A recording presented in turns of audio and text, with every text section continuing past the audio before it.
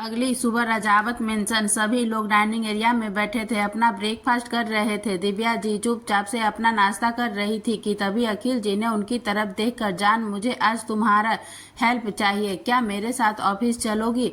अखिल जी की बात सुनकर दिव्या उनकी तरफ देखते हुए, चलती, बस अब 2 मिनट रुकिए कहकर वो वहां से अपने रूम की तरफ चली जाती है। देवराज जी आपने नाश्ता फिनिश करके उधर से चली जाती है। इधर सभी अपना नाश्ता करके अपने अपने काम के लिए निकल जाते हैं। कुछ देर बाद दिव्या जी आती है। उनके आने के साथ अखिल जी, देवेंद्र जी और दिव्या जी तीनों ही रजावत कॉरपोरेशन के लिए निकल जाते हैं। KM industry. काजल इस वक्त अपनी केबिन में बैठी थी। उसका पूरा ध्यान लैपटॉप पर था कि तभी सीबी और मिही दोनों एक साथ काजल के केबिन में बिना नॉक किए एंटर करती है। काजल अपना सर उठाकर उनकी तरफ देखते हुए, कितनी बार कहा है तुम दोनों से कम लॉक तो कर लिया करो, ऐसा बैड मैनर्स किसी के भी बिना लॉक के नहीं जाना चाहिए। काजल की ऐसी बात सुनकर दोनों काजल के सामने वाली चेयर पर बैठते हैं। मिही काजल की बातें सुनकर अपना सिर झुकाकर ओके टीचर यह कहती है। वह हंसने लगती है। सीबी भी उसके साथ हंसने लगती है। काजल उसे बुरी तरीके से घूरने लगती है। काजल उन दोनों को बुरी तरह से घूरते हुए, किसी काम से आई थी तुम दोनों या टाइम पास कर रही हो मेरा? काजल की बात सुनते ही दोनों चुप हो जाती है और दोनों के चेहरे पर सीरियस एक्सप्रेशन आ जाते हैं। मिही सीरियस आवाज में काजल की तरफ देखकर, काजू यार यह सट्टी फिर से बीच में आ रहा है, जब देखो तब हमारे काम के बीच में टांग उड़ाता है। मिलने के बाद सुनकर मिही के बात सुनकर काजल एक नज़र मिही को देखने के बाद अपने हाथों को उलझाते हुए, सबका हिसाब होगा, उलझने दो, जितनी ऊपर जाएगा चोट उतनी ही तेज लगेगी। काजल की यह बात सुनने के बाद में मिही और सीबी एक नज़र एक दूसरे को देखते और फिर सर हिलाकर वहां से चले जाते हैं। रजावत इंडस्ट्री। दिव्या जी इस वक्त अखिल जी के साथ उनके कैबिन में किसी प्रोजेक्ट पर डिस्कस कर रही थी। दिव्या जी भी बिजनेस में बहुत अच्छी थी, लेकिन वह कम ही कंपनी आया करती थी। उनका रजावत इंडस्ट्री में खुद का कैबिन भी है। कुछ देर प्रोजेक्ट पर डिस्कस करने के बाद दिव्या जी उठकर अपनी कैबिन की ओर बढ़ जाते हैं। कैबिन में जाते ही वह अपने चेयर पर बैठकर अपने सामने पड़े फाइल जैसे ही ओपन करती है, वैसे ही उनके कैबिन का डोर नॉक होने की आवाज आती है। आवाज सुनकर दिव्या जी बिना सामने देख कम इन बोल देती है। तभी दरवाजा खुलता है, पर कुछ देर तक सामने वाले को कोई आवाज न सुनकर दिव्या जी अपना सर उठाकर सामने देखती है। एक पल के लिए थम से जाती है। सामने खड़े इंसान को देखते ही दिव्या जी की आंखें भर आती है। वह उठकर कुछ बोलने ही वाली थी कि तभी सामने खड़ा अनुराग उनके सामने वाली चेयर पर बैठते हुए, हेलो मिसेस रजावत। यह सुनते ही दिव्या जी कुर्सी पर वापस बैठ जाते हैं और एक टक सामने बैठे अनुराग को देखने लगती है, जो कि अपनी खाली आंखों से दिव्या जी को ही देख रहा था। अनुराग आगे कुछ कहता इससे पहले ही दिव्या जी उसकी तरफ देखते हुए, कैसे हो, सब ठीक है ना? मेरा मतलब है, वह इसे आगे उनसे कुछ बोला ही नहीं जा रहा था। वह अपने आप को बहुत ज़्यादा नर्वस महसूस कर रही थी अनुराग से बात करने में। दिव्या जी की बात सुनकर अनुराग एक टक उन्हें देखते हुए, वह इंसान कैसा होगा मिसेस रजावत जिसकी माँ उसे एक ऐसे बाप के पास छोड़कर चली गई जिसके लिए अपने आगे कोई कुछ मायने नहीं रखता। यह सुनते ही दिव्या जी की भरी हुई आंखों में से एक आंसू उनके गालों पर आ गिरता है और अपनी असहाय आंखों से अनुराग की तरफ देखती है। दिव्या जी की भरी हुई आंखों को देखकर अनुराग, जिसके हाथ टेबल के नीचे थे, उसकी मुट्ठियां बना लेता है, पर अपने फेस पर कुछ भी शो नहीं होने देता। कुछ देर के लिए दोनों के बीच में एकदम शांति थी। उसे शांति को खत्म करते हुए अनुराग ने दिव्या जी की तरफ देखकर, क्या आपको कभी इस बात का एहसास नहीं हुआ कि आपका एक बेटा तिल तिल मर रहा है? एक ऐसी जगह उसे छोड़कर आ गई जहां सिर्फ उसके दिमाग में एक ही चीज भरता और वह है गंदगी। एक ऐसी जगह छोड़कर आए जहां से मुझे अपनी माँ को देखना तक अलाउड नहीं है, जहाँ रहते हुए मैं अपनी बहन से छुप छुप कर मिलने आता था। क्यों किया आपने ऐसा? क्या अपनी ही कोख से जन्म देकर भूल गई थी मुझे, या फिर आस्तिक रजावर का खून समझकर धुतकार दिया? अनुराग ने इतना कहा कि दिव्या जी खड़े होकर उसकी तरफ देखते हो, तुम मेरे बेटे हो, मैंने कभी तुम्हें नहीं धुतकारा था।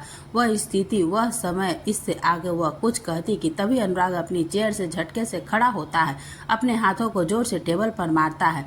यह करते ही कांच की टेबल टूट जाती है और उसके हाथ में कांच, अनुराग के कांच में हाथों में लग जाते हैं। इस पर उनकी आंखें लाल थी। दिव्या जी उसके हाथों को देखकर उसकी तरफ पड़ी कि तब भी अनुराग उन्हें हाथ दिखाते हुए, सोचिए कभी मत, 6 साल की उम्र से कभी माँ नहीं आई मेरे चोटों पर मरहम लगाने, तो आज भी मैंने हक नहीं दिया है आपको। यह सारी हक आप उसी दिन खो चुकी, उस दिन मुझे उसे इंसान के पास छोड़कर गई थी आप। अनुराग इतना कहते ही कहा था ना कि दिव्या जी अब खुद को रोक नहीं पाती, और वह रोते हुए अनुराग की तरफ देखकर, बेटा प्लीज माफ कर दो मुझे, मेरा पास उसको तो कोई रास्ता नहीं था, अब अभी तुम्हारा खून भरा है, इस प्लीज इसका ट्रीटमेंट करवा लो, मेरा गुस्सा तुम अपने ऊपर क्यों उठा रहा है। यह कहते हुए वह अपनी ब्लीडिंग आई से अनुराग को देख रही थी। इस कैबिन में क्या हो रहा था बाहर किसी को पता नहीं था, क्योंकि कैबिन साउंड प्रूफ था, और वहीं अंदर अनुराग जी और दिव्या जी के बीच में माहौल गंभीर था। अनुराग की आंखें इस वक्त लाल थी। वह दोबारा अपना हाथ इस कांच पर मारने को हुआ कि तभी दिव्या जी उसकी तरफ देखते हो, तुम्हारी प्रिंसेस आ गई है वापस। दिव्या जी ने इतना ही बोला कि अनुराग के हाथ में ही रुक जाते हैं, और वह हैरानी से दिव्या जी की तरफ देखने लगता है। यह देखकर दिव्या जी उसकी तरफ आते हुए उसके हाथों को पकड़कर, हाँ बिल्कुल सच कह रही हूँ मैं, तुम्हारी प्रिंसेस आ गई है, उससे मिलने के लिए तुम्हें खुद को ठीक करना पड़ेगा ना। दूसरी तरफ यान इस वक्त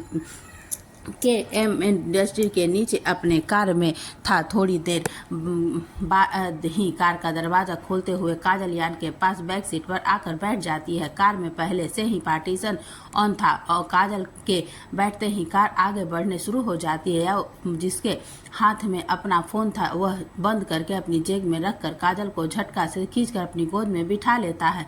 उसके इस तरह करने से काजल के दोनों हाथ उसके सीने पर लग जाते हैं, और वह यान की आंखों में देखते हुए, कुछ अलग क्यों दिख रही है इस वक्त, तुम्हारी आंखें गुस्सा हो, मूड ऑफ है काजल के। यह कहने पर यान अपना हाथ उसके सर के पीछे ले जाकर उसके बालों में अपना हाथ फंसाते हुए उसका चेहरा अपने चेहरे के बहुत नजदीक लाकर अपने उसके बालों पर रख कर हल्के से किस करके, सब समझने लगी हो मुझे वाइफी, तो फिर मेरा मूड ठीक भी कर दो। यान की बात सुनते ही काजल उसका चेहरा अपने हाथों में भर के उसके होठों पर अपने होठ रखते हुए, यह तो काफी होगा ना इतना कहकर, और वह उसे किस करने लगती है। काजल के ऐसा करते ही या उसके चेहरे को अपने चेहरे के गज पुश करके उसे पैसेनेट किस करने लगता है। दोनों एक दूसरे को लगातार चूम रहे थे। करीब आधे घंटे बाद जब यान को लगता है कि काजल की सांस उखड़ रही है, तब जाकर उसके होठों को आजाद करता है, पर उसके होठों से दूर नहीं होता। दिव्या जी की कैबिन में अनुराग इस वक्त सोफे पर बैठा था। दिव्या जी उसकी ड्रेसिंग कर रही थी। अनुराग कुछ नहीं कह रहा था, एकदम चुपचाप खाली आंखों से सामने देखते हुए बैठा था। थोड़ी देर में ड्रेसिंग करके दिव्या जी जैसे ही अनुराग से कुछ बोलने वाली थी, अनुराग बिना उन्हें कोई मौका दिए खड़ा होकर केबिन से बाहर चला जाता है। यह देखकर दिव्या जी निराशा से उसकी तरफ देखने लगती है और फिर अपनी केबिन से बाहर निकल जाती है। अनुराग इस वक्त अपनी कार में था और इस बहुत स्पीड में ड्राइव कर रहा था। अनुराग के मन में वही बातें चल रही थी जो दिव्या जी ने उसे कही थी। उसकी प्रिंसेस मतलब प्रिंस, वह प्रिंसेस जिससे वह चुप चुप कर मिलने जाता था, और उसके इस तरह चले जाने पर उसने किस तरह खुद को इतना अकेला महसूस किया था। अब पहले माँ चली गई, फिर उसके प्रिंसेस अनुराग बल्कि अकेला हो गया था। यह सब याद करके अनुराग की आंखों में आंसू भर जाते हैं। फिर वह अपने आप से बोलते हुए, मेरी प्रिंसेस आ गई, क्या वह अपने अनुभव को भूल गई होगी? नहीं नहीं, ऐसा नहीं हो सकता। वह मुझे याद रखी होगी, उसे पता होगा कि मैं उसका भाई हूँ, पर अगर वह भूल गई होगी तो यह सब कहते हुए उधर स्वर में फंसा अनुराग अपने में ही खोया हुआ था कि अचानक उसकी नज़र सामने पड़ती है, जहाँ से एक कार फुल स्पीड में उसकी तरफ आ रही थी। यह देखकर अनुराग ने साइड होने की कोशिश की, पर तभी उसे करने अनुराग कार को सोच सहित किया रख अनुराग की कार घूमते हुए पास के पेड़ से सीधे टकरा गए, और वहीं अनुराग का सर स्टीयरिंग व्हील से लग गया। साथ ही फ्रंट मिरर की कांच टूटकर अनुराग के सर में लग गया। इसी के साथ अनुराग वहीं बेहोश हो गया। यान की कार में काजल इस वक्त बैक सीट पर लेटी हुई थी और यान उसके ऊपर था और लगातार उसको किस कर रहा था। वह बेइंतहा सा उसकी गर्दन को चूम रहा था। काजल की आंखें बंद थी। वो उसे महसूस कर रही थी कि तभी अचानक उसका फोन रिंग करता है।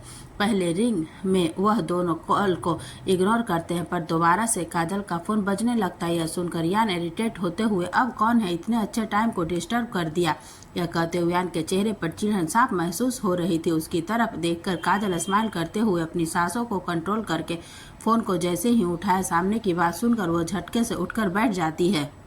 काजल के इस तरह उठने से यान उसकी तरफ देखता है। तभी उसे काजल की आवाज़ सुनाई देती है, जो कि फ़ोन पर बोल रही थी, क्या सच में विक्रम होश में आ गया, वो कोमा से बाहर आ गया। यह कहते वक्त उसके चेहरे पर बड़ी सी स्माइल थी। वह कल कट करके यान की तरफ देखकर, यान विक्रम को होश आ गया, I am so happy excited, क्या हम अभी दिल्ली चल सकते हैं। उसने इतना ही यान से कहा था कि तभी उसे फ़ोन से आवाज़ सुनाई देती है, जो प्रिया की थी। नहीं मैम, आप यहाँ मत आइए, विक्रम ने जिद कर रखी है कि वो आपसे मिलना चाहता है, तो मैं उसे लेकर ही राजस्थान आ रही हूँ और मैं निकल भी गई हूँ। आप चिंता मत कीजिए, हम कुछ ही देर में राजस्थान पहुँच जाएंगे। प्रिया की बात सुनकर काजल गुस्से से, तुम ऐसे कैसे कर सकती हो, उसकी तबीयत खराब है, क्या उसे तुम इस तरह से उसे कैसे लेकर आ सकती हो, तुम्हें मुझे पहले बताना चाहिए था ना, मैं निकल जाती हूँ उससे मिलने के लिए, उसको इस तरह से ट्रेबल नहीं करना था। काजल की बात सुनकर प्रिया उधर से कुछ कहती, उससे पहले ही उसे साइड से विक्रम की आवाज़ आती है, काजू मैं आ रहा हूँ ना, मुझे तुमसे मिलना है और कुछ बहुत इम्पोर्टेंट बात बताने, उसके लिए तुम यहाँ आती, तुम्हें पता चलता है सच्चा बच्चा मैं ही जा रहा हूँ, और ना मुझे प्रिया ने बताया, तुम्हारा वहाँ फैमिली मैटर है ना, तो मैं नहीं चाहता कि मेरी वजह से कुछ भी डिस्टर्ब हो, तो प्लीज़ अब गुस्सा करना बंद करो और मेरा वेट करो, मैं आ रहा हूँ। विक्रम की बात सुनकर काजल फिर कुछ कहती और कॉल कट कर देती है। कॉल कट होने के बाद यान काजल की तरफ देख रहा था, तो काजल उसके सीने पर अपना सर रख कर, मैं बहुत खुश हूँ यान, फाइनली विक्रम को होश आ गया। काजल की बात सुनकर यान बिना कुछ कहे उसका सर सहलाने लगता है। दूसरी तरफ इस वक्त दिल्ली टू राजस्थान की फ्लाइट में विक्रम और प्रिया बैठे थे। विक्रम जब होश में आया था तभी से उसने काजल से मिलने की जिद लगा रखी थी और काजल को बिना कुछ कहे उन लोगों ने टिकट बुक करवा ली थी और आफ्टर दैट काजल को बताया था। विक्रम और प्रिया इस वक्त अपनी अपनी सीट पर बैठे थे। विक्रम को बस राजस्थान पहुंचने का इंतजार था, वहीं प्रिया उसे देखकर सच में डूबी हुई थी, पर उसने विक्रम से कुछ नहीं कहा। वहीं विक्रम उसे देखते हुए, क्यों इतनी परेशान हो, विक्रम के यह पूछने पर प्रिया उसकी तरफ देखते हुए कन्फ्यूजन के साथ, ऐसी कौन सी बात बतानी है तुम्हें, मैं जो तुम इंतजार नहीं कर सकते थे, ठीक होते ही सीधा ट्रेवल कीजिए, तुम्हें पता नहीं तुम्हारे लिए सही नहीं है अभी। प्रिया की बात सुनकर विक्रम उसे अपने सीने से लगाते हुए, तुम इतना क्यों सोच रही हो, कम डाउन, मैं ठीक हूँ, इतना तो आराम कर लिया ना, तुम बेकार में परेशान हो। काजल परेशान हो, अब मुझे आराम नहीं करना, अब जल्द से जल्द सब ठीक करना है। विक्रम की यह कहने पर प्रिया भी कुछ नहीं कहती। विक्रम प्रिया को इस तरह से पकड़े हुए अपनी आंखें बंद कर लेता है। राजस्थान हॉस्पिटल इस वक्त ओटी के अंदर अनुराग बेहोशी की हालत में पड़ा था और वहीं डॉक्टर उसका ऑपरेशन कर रहे थे। वार्ड के बाहर आस्तिक चेयर पर बैठा था, उसकी आंखें सख्त बंद थी। तभी उसके सामने आकर एक आदमी आया, वह उसे को देखकर, बहुत जैसा आपने कहा था वह हो गया। उस आदमी की आवाज़ सुनकर आस्तिक ने अपनी आंखें खोली और इस इंसान को देखते हो, अब आने वाले तूफान से उसे कौन बचाएगा। महेश, अब होगी अनुराग की पूरी डोर मेरे हाथ और अब हो जाएगा अपनी माँ के खिलाफ, आखिर देखेगा तो वही ना जो मैं उसे दिखाऊंगा।